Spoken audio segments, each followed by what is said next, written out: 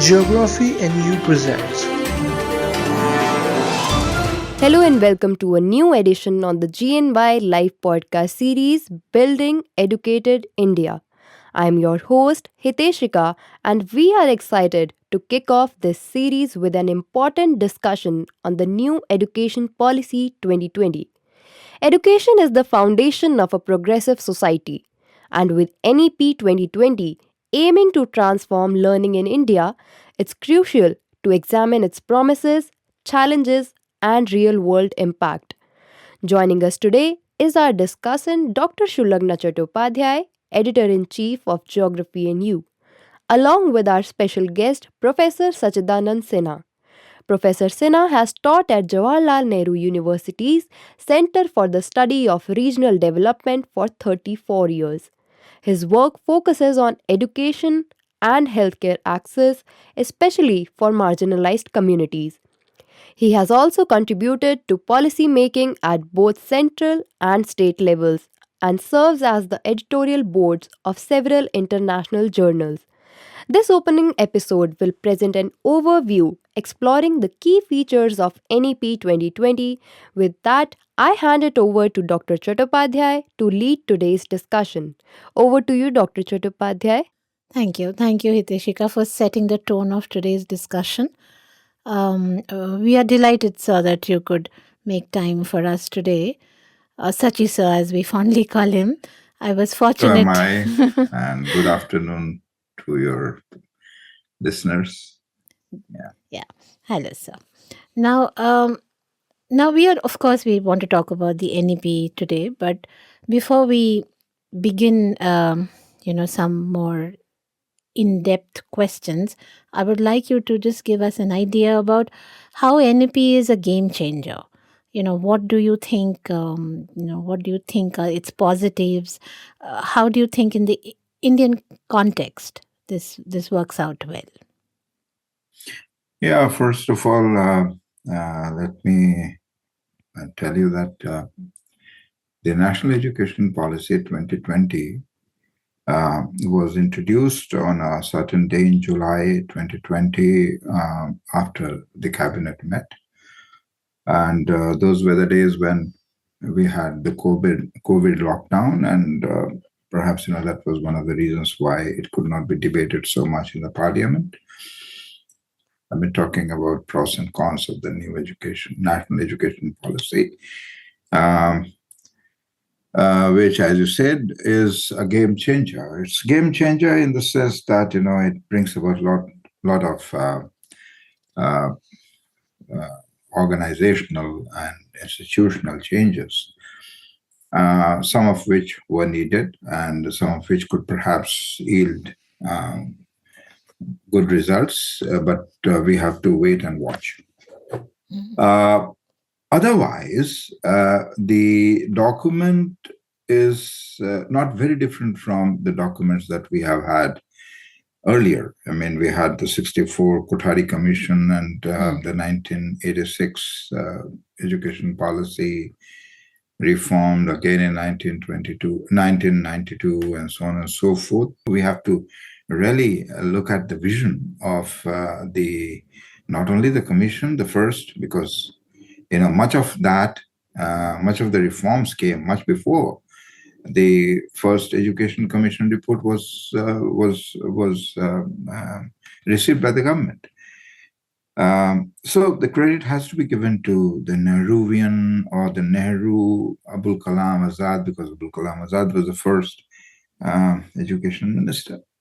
What were those important landmark decisions which were taken? At the school level, one has to understand that we started not only with the expansion, because at the time when we got independence, our literacy rate was abysmally poor. In fact, participation of girls in primary education was not even 5%. I mean, it was so bad. If you look at the entire hierarchy of education, you find that only a privileged few had access to education, in spite of the fact that the British education policy or the colonial education policy had made it open to all, which was a good thing. But then, we needed teachers because soon after independence, we were short. We had acute shortage of teachers because there was it was it had upset the supply condition because many teachers, not many but some, went back because they were British in origin. Of course, in certain areas where partition took place, the schools were, there was a lot of displacement. But in general, if we really needed to expand, we needed teachers, not just schools. So education surveys started. The first All India, and it was a quinquennial survey. Quinquennial survey is a 5-year survey which was made compulsory in order that the results of that would be fed into the 5-year planning. So that was the concern, you see. So you can see that it went on. Of course, the frequency at which the education surveys were conducted later on started declining. We have had about 8 of them so far. We should have been about 14, but or maybe more. The other institutional and most important institutional, I would say, input was creation of the NCRTs and the regional SCRTs and the state level SCRTs and the lower level of diets. Look at the beauty of this structure, which was created because education was seen as a kind of a state subject. It's 75 onwards, we have brought it on to the concurrent list. But still, majority of the expenditure is put by the state governments. So this should be the major game changer, is because of the fact that while the states would continue to foot the bill of education, the policy instruments and the policy directives will come from the center, that the center would micromanage. This is a great game changer. What would be the consequence? One doesn't know. If I can see that if you look into the 70 years, 75 years experience, education is best handled by the state governments, which they have been doing in one way or the other. If there has been a decline, it is not only in the state sector, it's also there in the central sector. So the concern of decline is a valid one, but one has to really talk more significantly on what were the factors which led to the decline. We needed lakhs and lakhs of teachers, and the success was because we could produce teachers. What went wrong with that process in the 80s, particularly in 70s and 80s, is something that will come to that. Which really affected the quality at a later stage. Yeah. And the second one, we again had a major stream of schools which opened up for the rural population also. Quality education, Navodaya.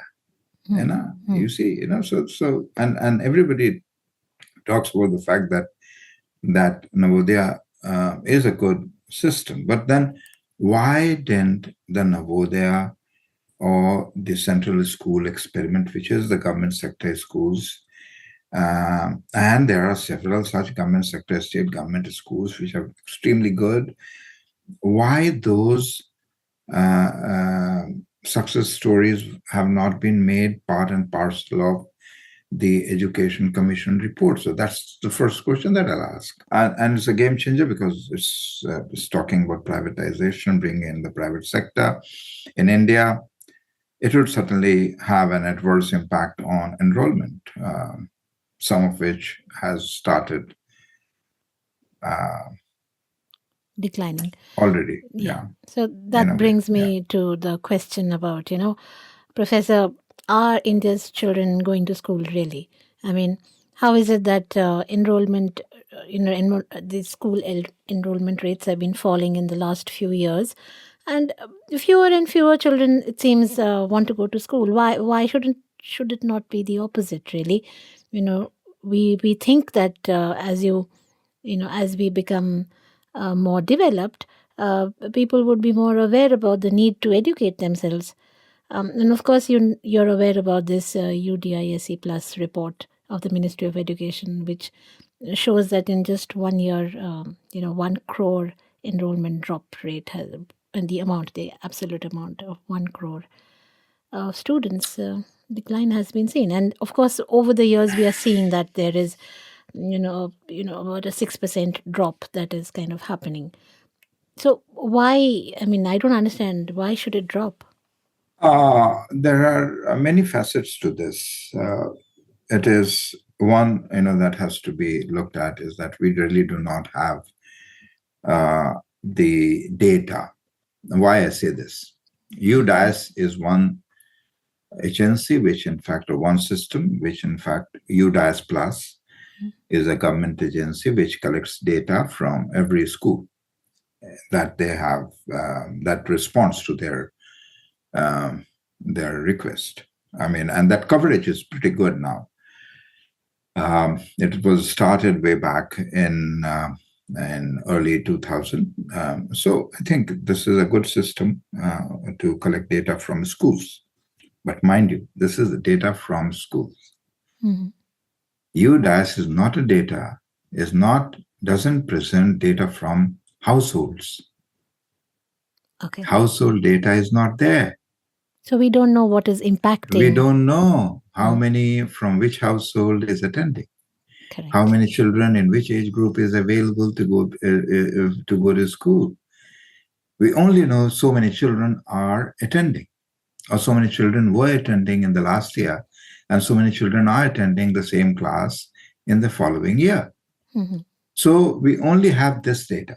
Now, if this data is to be believed, which I have no reason not to believe, there are problems which are institutional problems, which people have talked about, that everybody would like to report that they have 100%, every school would like to enroll 100% coverage of enrollment and all that. I have seen it through my field works.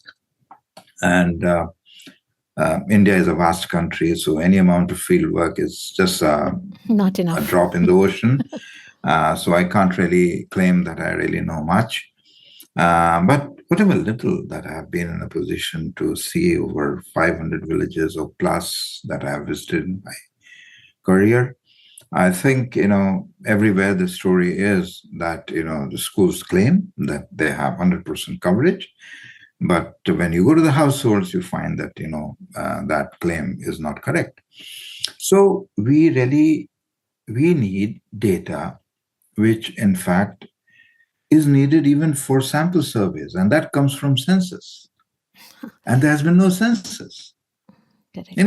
Yes. You can say, well, we couldn't have census in 21 for XYZ reason, while we could have census even during the colonial times, when the Second World War was being fought. In 41, we did have census.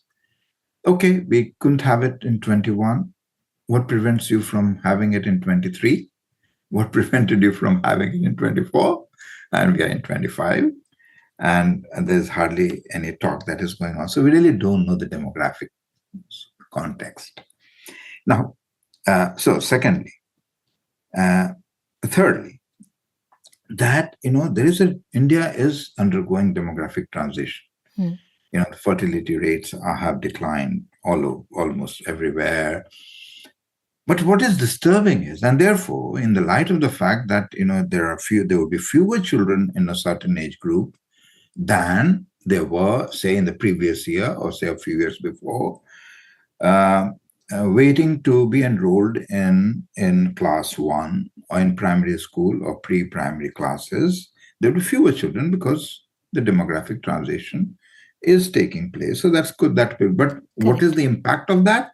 One doesn't know because we don't have the data.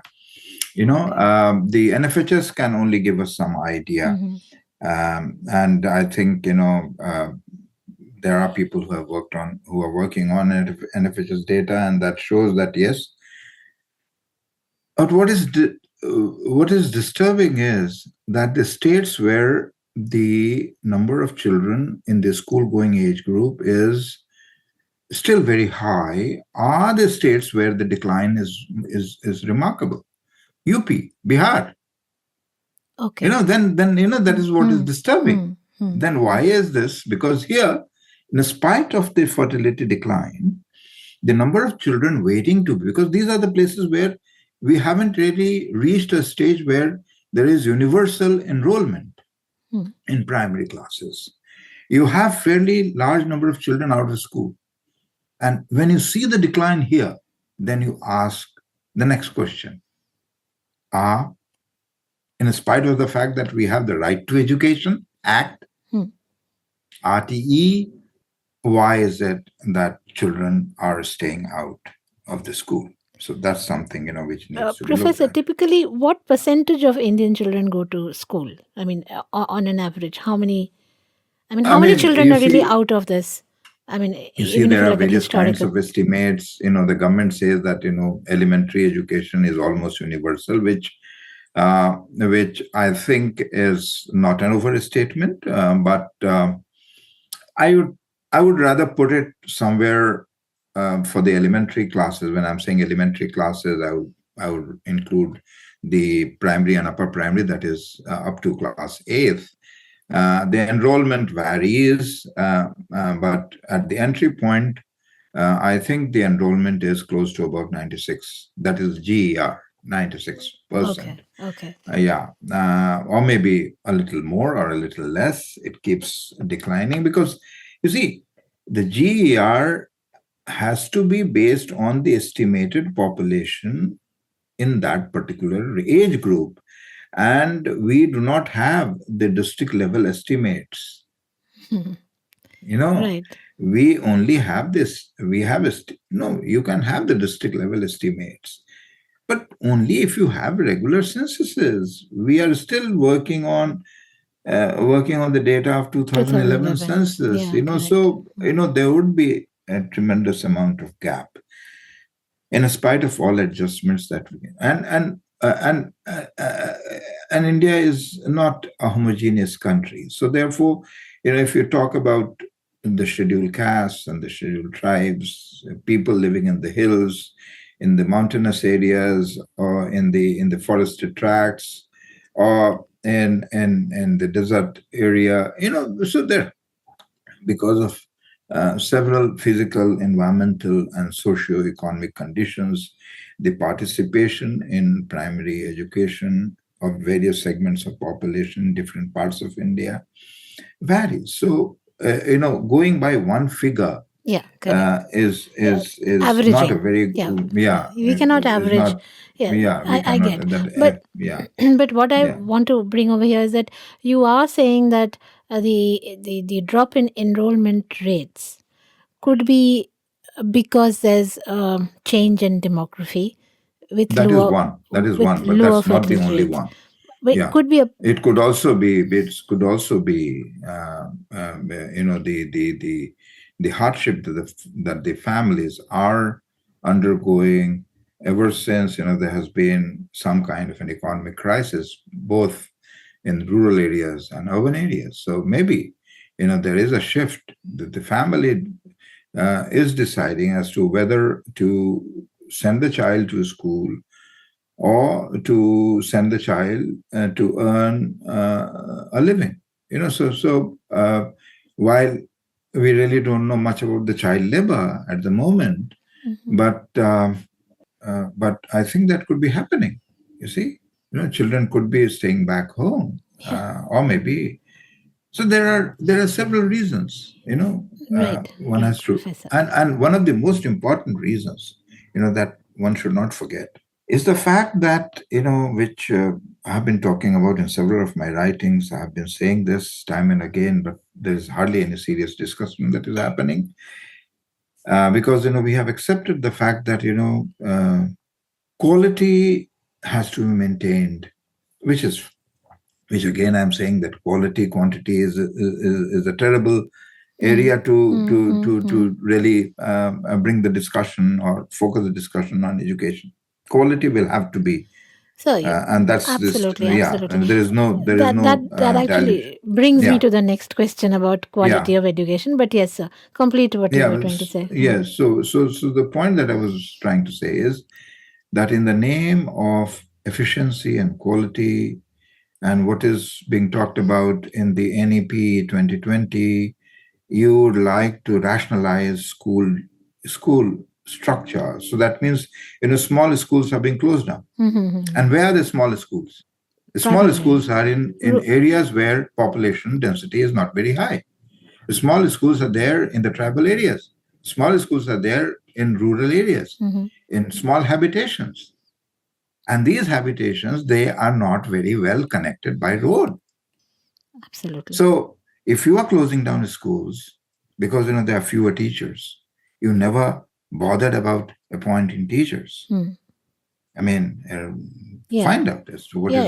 is the Yeah. vacancy situation all over the country. Yes. Yes. So And that's. that vacancy Mm. situation is also because the state governments are tight insofar as their revenue condition is there. And why is it happening? Is it because they have fewer revenue options after GST? So there is a lot of question that A needs to be lot of asked. interconnectedness. No, this Yes, is an yes. important point you raised, Professor, about getting children to school is one thing, and the quality of education or the teachers, for example, you know that is another area altogether. I mean, I remember one article of yours that you wrote for Geography and You, where you talked about, I think, uh, what was it, that only half the half the schools in this country have less than two teachers teaching all subjects in primary school, basically. So they were teaching everything from maths to science to, so primary teachers were just two, and they supported half the No, I schools mean, of rural fine, India. fine. I mean, the So primary teachers are trained to teach, elementary teachers are trained to teach all subjects, and that's absolutely no problem. And But the problem is with the multi-grade teaching. You have two teachers. That means two or three classes are meeting under one teacher at the same hmm, time. hmm, hmm. And this is the national education policy also accepts that the foundation years of education has to be such where actual learning takes place. I mean, and in this kind of situation where you have fewer teachers, you do not have adequate number of teachers. In spite of the fact that one can say, well, at the national level we have teacher pupil ratio is equal to 25, or it is less than 20, or Hmm. in certain places it is 10. I don't care. Every child's education is important. You Absolutely. cannot close down, you cannot really not appoint a teacher just because it has already met the standards which have been put by RTE, you know Mm-hmm. that Mm-hmm. you can have so many teachers for so many children. It has to be a flexible system, and that is why you needed education departments. And you see, there is a block level education department also. Yeah. So that, and all these were created precisely because, India is such a diverse country, such a huge country with so much of disparity and diversity that you really needed to address it on the ground, make it flexible. So you But may need a teacher yeah, but new at education every, policy does talk about, great salary packages for teachers, recruiting new teachers, you know. where are they recruiting?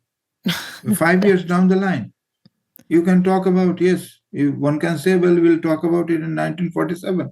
Oh, sorry, 2047. yeah. I mean, changing goal. I mean, I'm sorry for making this statement, but then, where is that? Which is the direction in which we are really taking? It has been 5 years down the line, that NEP is in operation. In fact, NEP and its recommendations came in under operation 2 or 3 years before the NEP came into operation. Mm-hmm. I can tell you, schools were being closed down under one of the projects. Rather, there were different projects of the Niti Aayog, I you know, see. I see. under which schools were being closed down. And the states where it was focused, one of the state was Jharkhand. And Jharkhand has a extensive forested areas and people living in the forest and smaller habitations. They were the ones who really suffered the most. So, uh, where is the salary package? I don't know. No, but it is very much part of the policy I which would I says would I would rather become a primary teacher if the if they accept me. But where is one? There is none at the moment. Yeah. right. Okay, so now let So us so so yeah, so let me tell you one thing. Yes, yeah, you see, salary alone will not solve the problem. it won't. You can have great salary package. You should have it. Mhm. I'm not against it. No, but then it would attract good But then, people, motivated teachers, yes, what? No, how will it attract? better And what money. has, yes, yeah, you can give the money. It's a very straight jacketed kind of an answer. You bring more laddus on the table and there'll be more flies. But that's not the point.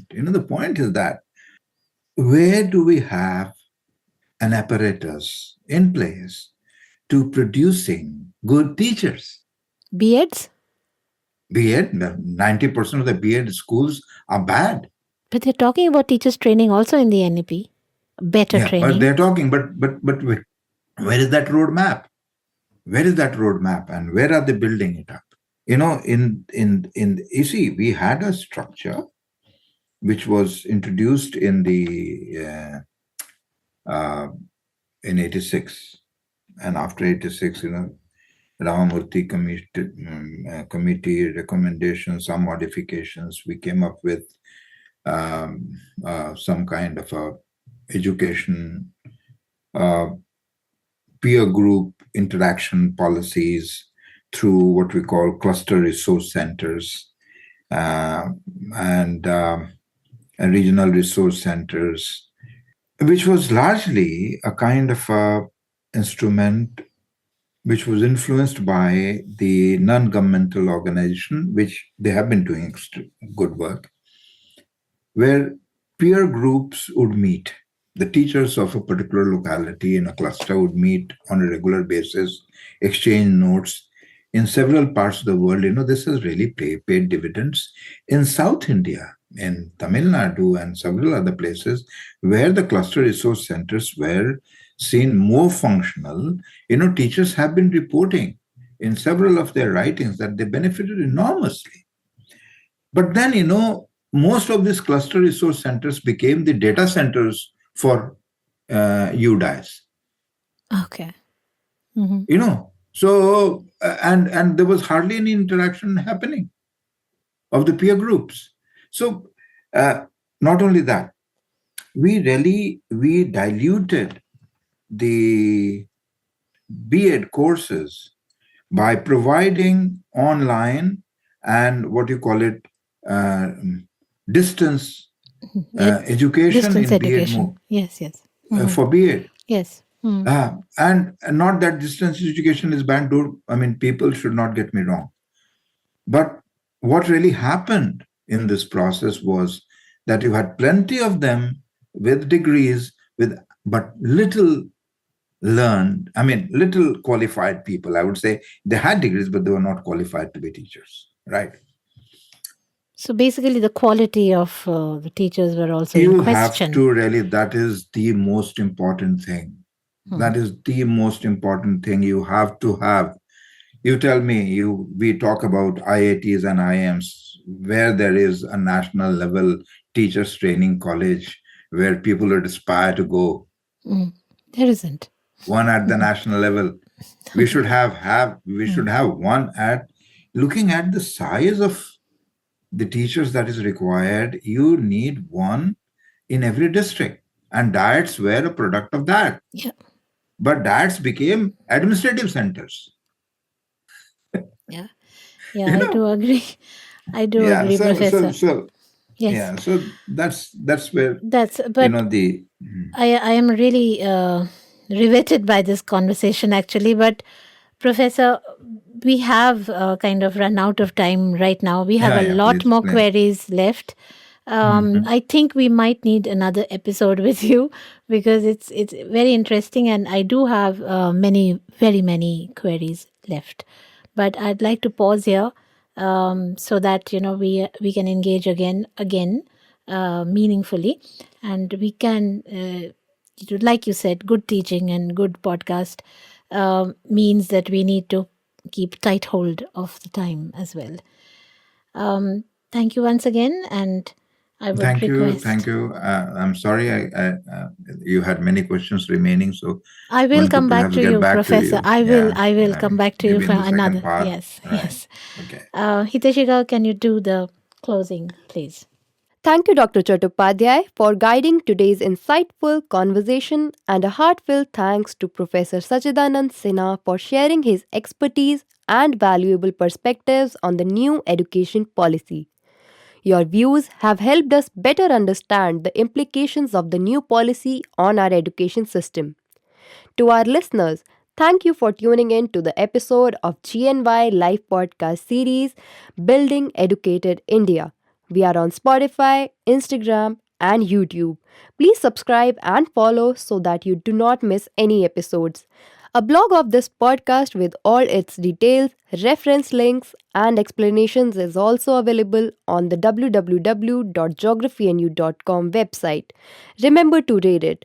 Stay with us as we continue to explore critical issues with leading experts. Until next time, this is your host Hiteshika signing off. Let's work together as we learn and educate.